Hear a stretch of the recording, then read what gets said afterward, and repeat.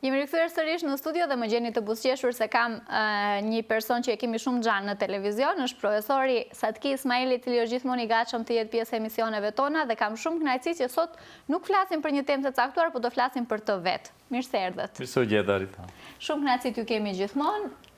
Shumë kënaqësi të flasim sot për ju personalisht. Faleminderit, Rita. Është kënaqësi gjithmonë sidomos në emisionet e juaja. Shumë kënaqësi edhe për mua. Pensionimi juaj ka qenë temë diskutimi në këtë periudhë kohore, sepse u shpërndan videot, u kishin nderuar me sa pash goxha shumë në shkollën në cilën keni punuar, si u ndjet?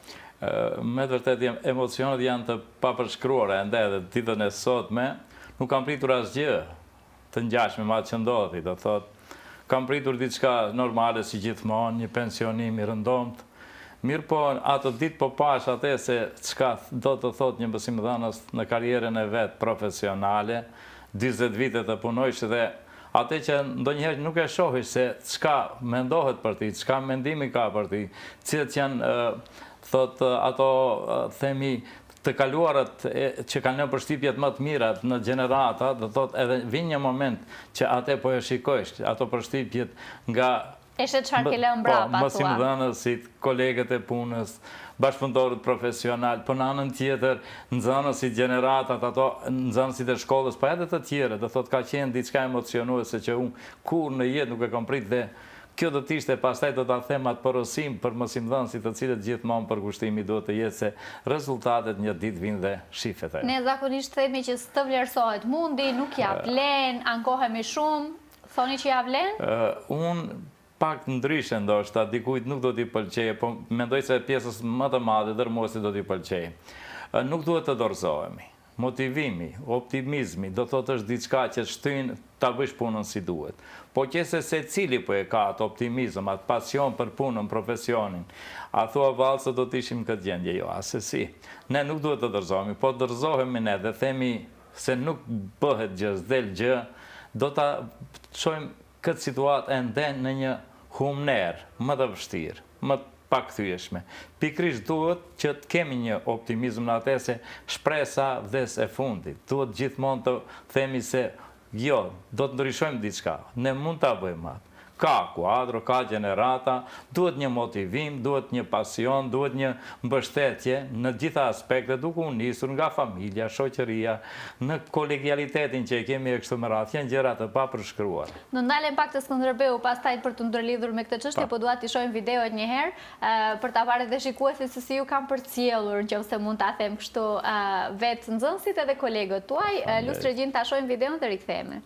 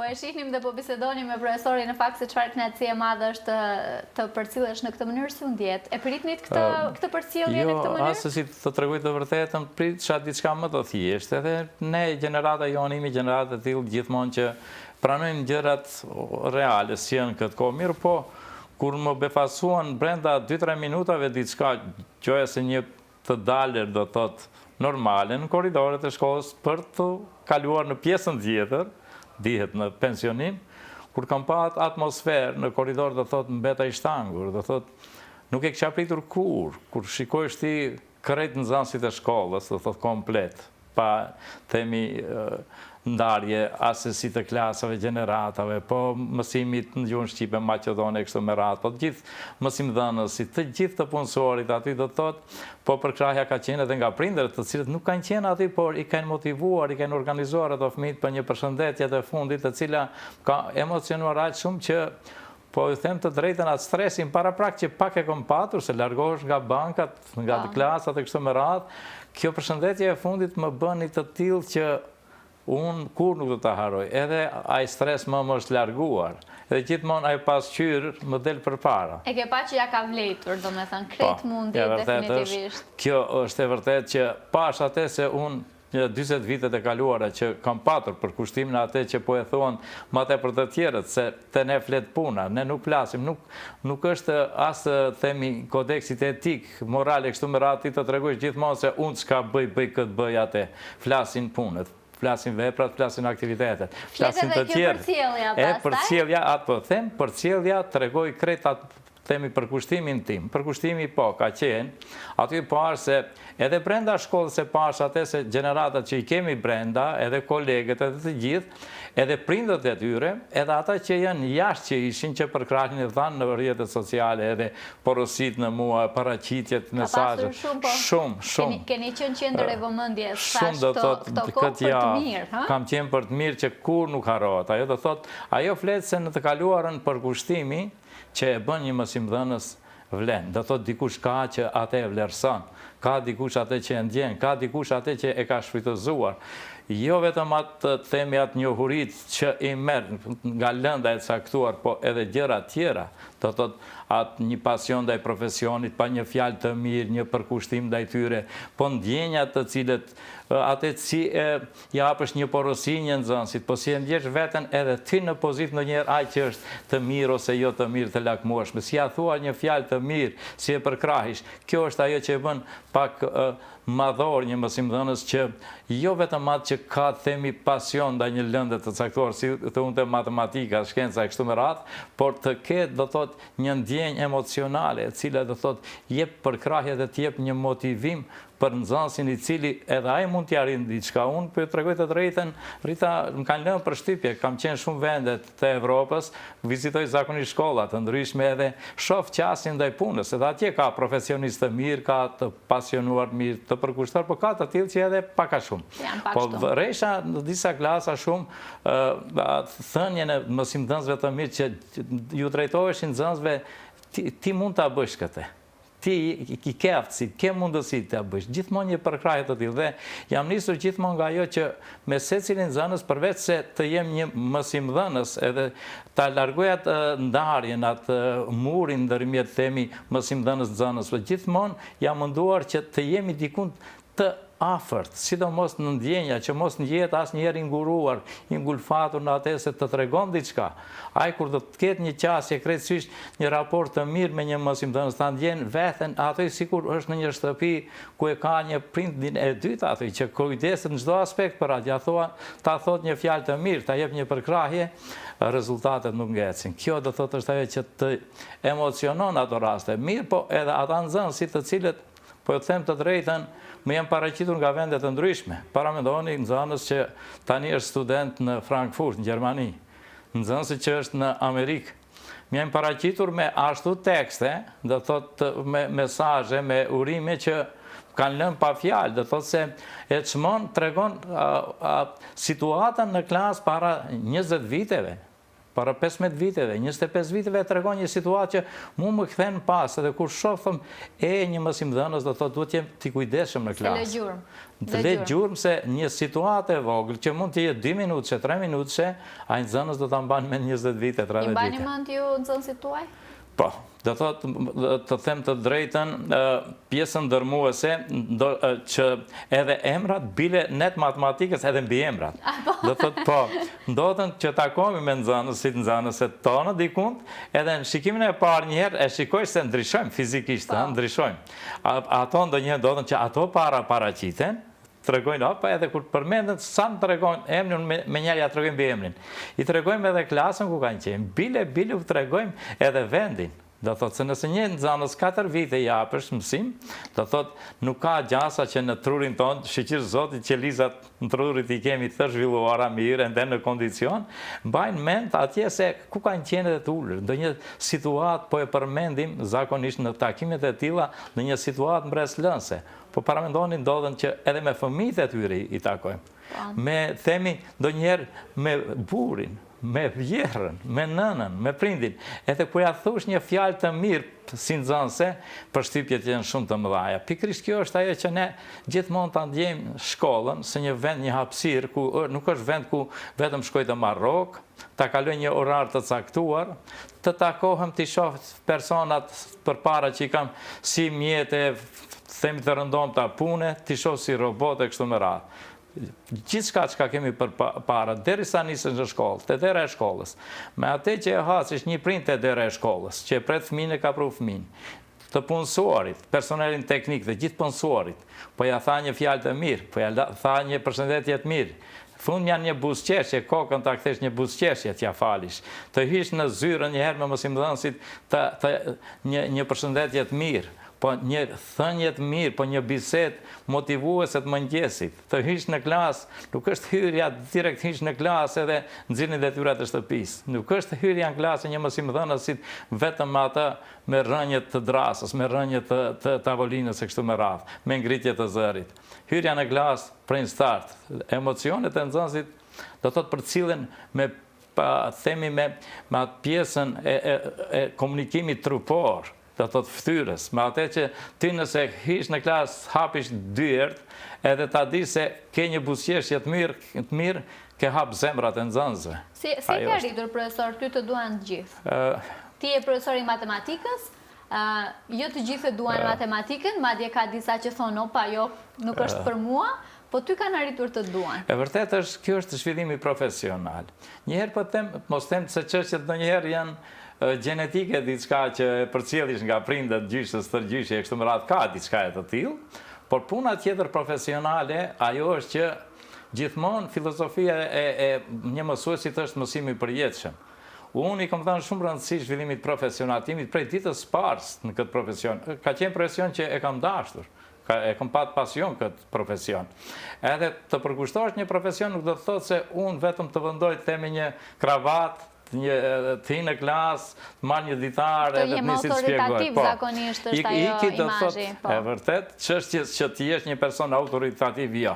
Të jesh një person lider, jo. Të jesh një person i cili është krah rreth e përqat ka një ekip të mirë. Pikërisht unë këtë si arrita të tregoj, tash e kam vërejt, se edhe unë se kam ditë se kam këtë përkrahjen gjithandej. Të gjitha stresat e shoqërisë që deri tash që janë kanë qenë të kyçur në temin ato raportet e punës ime, të nxënësve kështu me radhë. Po jam munduar të tregoj të drejtën ajo që edhe do të ishte një porosi mjaft e mirë mosimdhënësit të ri sidomos. Se kjo nuk është punë që unë do ta ndryshoj vetëm për 24 orë. Unë këtë vit do ta ndryshoj vetëm. Jo. Unë të tregoj të drejtën shumë, ende po e kam qejf psikologjinë. Sidomos përkushtimi im ka qenë prej si student edhe këndej në profesion të lexoj vazhdimisht për psikologjinë fëminore, sidomos, po edhe të rriturit. Aspektin edhe sociologjisë. Këto janë dy pjesë të cilët unë jam përkushtuar vazhdimisht. Pse? Mund nëse kam pa një sjellje timen, jo të mirë ndoshta ndonjëherë, ose të nxënësit diçka. Gjithmonë kam lexuar për atë. Pse ndodh ajo? Pse ndodh një reagim i nxënësit? Pse ndodh një fjalë që e thot një nxënës diçka? Pse reagon në fjalën ty që ja thua atij, ai do thotë e humb buzëqeshjen ose buzëqeshet. Pikërisht jam munduar që se në klasë ke nxënës të ndryshëm, janë natyra të ndryshme, janë botra të ndryshme. Jetojnë në rrethana dhe mjedise familjare të ndryshme, jetojnë në kushte të ndryshme, kanë patur një zhvillim të kaluar të ndryshme. E pikërisht ne jemi ato varësisht se ti kur dish një veprim që e bën një nxënës, si thua vallë, po nëse një nxënës në klasë, themi, është i lodhur në orë mësimore, themi në orë të parë, po e zë edhe gjumi. Po. Si ndjehet ai nxënës? A thua të reagojsh me atë të shkojsh ta qortojsh, po fizikisht ta ndërshkojsh, po ti thuash ndonjë fjalë të rëndë, jo. Ka diçka atë nxënës që po e zë edhe gjumi në klasë. Diçka po ndodhen me atë nxënës. ka ndonjë zonë se reagimin që e bën jo të mirë me shokun, shoqën, ka diçka që ndodhen. E pikërisht kjo është ajo që ne duhet të merremi me atë se secilin zonës pse vepron në atë mënyrë kështu me radhë. Këto veprimet që janë munduar të në kohësin zënës t'i bëjt, qoftë kanë qenë, themi, veprimet të cilat i kanë bë në klasë, në formë frontale ndonjëherë, po kanë bë disa në biseda individuale me nëzënësit, ku ka ku shosh të ruajsh privatësi, të ndjehen dhe të tregojnë. Besoni se janë rastet të cilat ajtë shprehet shumë lirë ndonjëherë, sikur me biseduar me prindin i tregon ndonjë ngjarje që gjithmonë mbetet në veten tënde, por ndryshimi ndaj qasjes, ndaj veprimeve e bën veten. Këto janë veprime të shpeshta që i kanë bërë, do thot me nxënësit. Por ka e diçka, pse matematika ishte pyetja aq që ta duan. Po, është vështirë që një lëndë të shkencave të jesh ligjërues 40 vite, ku është një lëndë pak më e vështirë, është lëndë që kërkesat janë pak në nivelit më të lartë, janë kërkesat të cilat jo gjithkusht edhe mund t'i përvetsojë gjitha. Mirë, po për ta bërë interesant, unë orën mësimore zakonisht për një njësi mësimore që e kam, e ndërlidhin me ndonjë aktivitet që ka të bënë është tërheqës për grup moshat e tilla. Do thot, nuk është procesi mësimor një orë mësimore dhe unë i përkushton të në kohës matematikës. Ja, nëse e vërej une ndonjë situatë në një klasë të veçanë ndonjë dukuri, një ditë para prake unë e bëj një përgatitje ndodhe një orëshe për një prezantim 5 minutësh. Për ndonjë ngjarje, për ndonjë ndodhi, një përshtypje të mirë, për ndonjë situatë që të vetëdijsohen nxënësit për diçka që të shohin për një lëshim që e bëjnë, se a ja vlen të bëjnë ndonjë veprim të tillë ose jo. Pikërisht kjo e bën atë qasje në orën mësimore dhe thot pak më ndryshe, pastaj kur i kthesh matematikën të ndjen diçka jo vetëm memorime të numrave, të fakteve, të koncepteve matematikore e kështu me radhë. Ta ndjen matematikën si një pjesë e sjelljes veprimeve, ndjenjave të cilat secili person i ka në jetën reale. Do thot, matematikë ka në çdo pjesë, çdo lëvizje që e bëjmë, frymëmarrje. Numrimin kemi sa herë brenda 1 minute marrim frym, sa herë zemra re. Këto ti tregojsh një nxënësit. Ti tregojsh për shembull atë këndin e vështrimeve të syrit, ai këndi është i ngushtë, ai është i gjerë.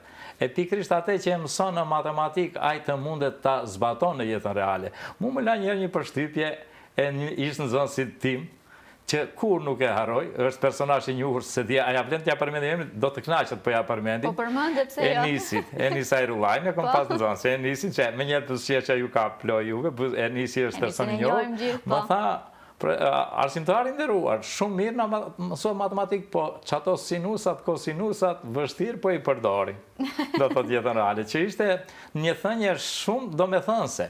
E vërtet që, shife, nëse ti mësojsh edhe funksionet trigonometrike të tilla që në arsim fillor nuk mësohen tani të mesën, më parë mësoheshin në arsimin fillor, apo e vallë mësojsh diçka që e vetëm ta mbingarkon vetën, trurin e tij me diçka që se përdorën. Jo.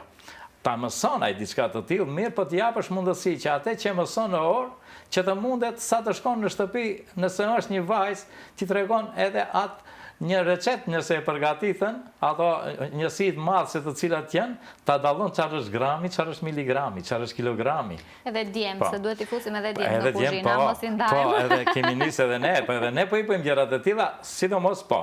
Po pak më tepër, vajzat po edhe djemë. Ju kanë ngel përgjegjësia definitivisht. Që të munden që ata të dinë, jo vetëm të tregojsh sa 1 kilogram, sa gram ka, sa miligram. Shndroje këtë, shndroje atë. Jo, ta shikon ti japësh një mundësi që të shofe se matematika është diçka pak më ndryshe. A jemi bërë pak dembel me telefonat? Se këto shëndrimin e miligramve, gramve i kemi krejt të gatshme, nuk po e lodhim trurin fare. Shife, ka, do thotë, unë ndonjëherë pakës, jo them sulmohem, po kritikon ndonjëherë nga matematikanët në aspektin asaj se çështja e teknologjisë, e digitalizimit, pse i jap edhe avantazhet i tregoj. Ka mangësit, larga saj, i shohëm në pasojat, do thot e keq përdorimeve. Mirë po, njeriu ka përdorën edhe thikën në shtëpi. Përdorin kuzhinë. Mbarët për çfarë e përdor, a? Po mbarët për se e përdorish. Mund të presësh mish, pemë, perime, e kështu me radhë të përgatitur ushqim. Po dikush e keq përdor. E njëjta gjë është edhe me teknologjinë. Teknologjia është në duart tona. Po që se e përdorim si duhet, ka diçka, rezultatet janë. Pikrisht, ajo që më ka bë, mu ndoshta pak të jem pak më ndryshe, që kam lënë përshtypjet, I kom parë gjërat se do të thotë në një herë lexova në rilindjen në të kaluarën, do thot ka vitet 1990 dikun. Një gazetar po shkruante këtë, thonte, personat të cilët në vitin 2000, tutje, nuk do din teknologji, do të llogariten analfabet, sidomos mësimdhënësit. Edhe mua ajo më shtyu që thash mos I takoj të asaj kategorie. Pikrisht, digitalizimi është diçka që duhet ta përdorim. Tani shife, është koha e edhe s'mund t'i ikësh. Po mund t'i ikësh, asesi. A thua valla, mund të gjejmë një person I cili nuk ka, do të një telefon të mençur e kështu me radhë. Vështirë është, gjithë moshat. Mirë po, duhet të orientohemi, sidomos në atë që çka mund të përdorim. A është koha tani e inteligjencës artificiale. Shefe thotë, pikrisht ne duhet ta kapim me kohë. Pikrisht shefe, edhe unë jam përdorues I mirë, jo keq përdorues, mirë përdorues I teknologjisë edhe inteligjencës artificiale. S'ka asgjë të keqe nëse ti e përdorish atë. Ajo është sikur një burim I të dhënave që I ke edhe në libër. Bile më të freskëta I ka se libri. Libri është diçka, është I pazaventueshëm, po është libri themi I kadares, I pazaventueshëm. Po një libër mos I morr nuk është I pazaventueshëm. Ndryshon me kalimin e kohës, definitivisht. Nëse ti një pjesë është një nxënës, bie fjala. Sidomos shkenca, ha? Shkenca, pjesës sa banor ka bota, ai të thotë 7 miliardë e gjys. Po nuk ka aq, thotë, po në libër shkrua. 7 e gjys. Pikrisht tani digitalizimi të mundson një këtë kohë në tani. Po, jënë do thot ato faqet në internet ku tregon të dhënat e organizatave botërore të cilat të tregojnë këtë moment, brenda 24 orëve, do thot këtë moment sa banor ka bota. Të tregon këtë moment, brenda 24 orës, sa kanë lidhur fëmijë, sa kanë vdekur, sa nga uria, e kështu me radhë. Pse mos I përdorish këto gjëra? Pse mos pyesësh diçka për një situatë që mund ta përdorish edhe që e inteligjencën artificiale. Pikrisht, shive, duhet ajo që është shumë e rëndësishme. Gjeneratat tani janë gjeneratat që kanë pasion teknologji.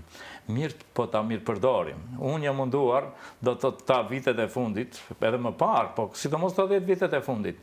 I kam dhënë mjaft rëndësi teknologjisë. Pikrisht ajo teknologjia po e bëri që unë po e përmendin tani këtë javë kam pasur shumë, do të thotë persona që më kanë përkrahur, më kanë motivuar, më kanë dhënë thënie të mira, e kanë përmendur kohën e pandemisë. Kur 2 ditë pas, do thotë, kur bllokuan këtë shkollat, ju filluat me ligjerim. I pari në Maqedoni që fillova me mësimin distancë ku kisha edhe sulme të ndryshme se nuk do të funksionoj, po funksionoi.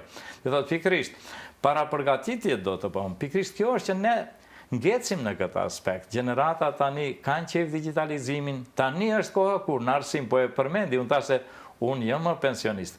Mirë po, do të mundohem aktivitetet që janë dashamirëse për çështje arsimore gjithmonë të them.